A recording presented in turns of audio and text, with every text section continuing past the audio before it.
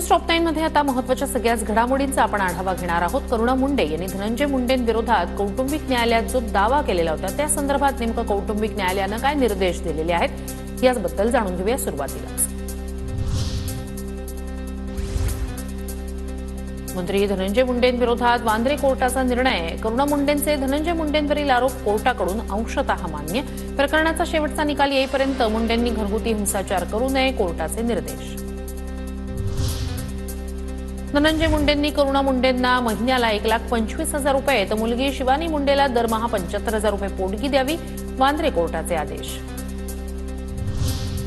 धनंजय मुंडे दोषी असल्याचं कोर्टानं म्हटलेलं नाही, कोर्टाचा आदेश फक्त अंतरिम पोटगीचा। धनंजय मुंडेंच्या वकिलांचं स्पष्टीकरण। 1.25 लाखाच्या पोटगीवर मी समाधानी नाही, मला दरमहा 15 लाखाच्या पोटगीसाठी हायकोर्टात याचिका करणार। करुणा मुंडेंची TV9 मराठीला प्रतिक्रिया। आपल्या बाजूने निकाल दिल्याबद्दल वांद्रे कोर्ट आणि वकिलांचे मानले आभार। वाल्मिक कराडकडून धनंजय मुंडे आणि पोलिसांसमोर मला जिल्हाधिकारी कार्यालयात मारहाण। करुणा मुंडेंचा गंभीर आरोप।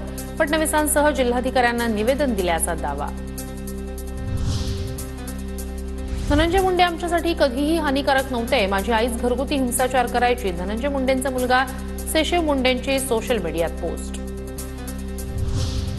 सोशल मीडियावर पोस्ट टाकण्यासाठी माझ्या मुलावर दबाव टाकण्यात आला, माझ्यासोबत काही बरं वाईट झाल्यास धनंजय मुंडे, राजश्री मुंडे आणि वाल्मिक कराड जबाबदार। करुणा मुंडे यांचा आरोप। कौटुंबिक हिंसा करणाऱ्या व्यक्ती मंत्रिपदावर राहू शकतो का? सरकारनं अशा मंत्र्याची हकालपट्टी केली पाहिजे। विजय वडेट्टीवार यांच्याकडून धनंजय मुंडेंच्या हकालपट्टीची मागणी। अजित पवार आता योग्य निर्णय घेतील असं वाटतं। मुलांच्या संगोपनासाठी पोटगी क्रमप्राप्त। करुणा मुंडेंच्या निकालावरून आव्हाड यांची प्रतिक्रिया।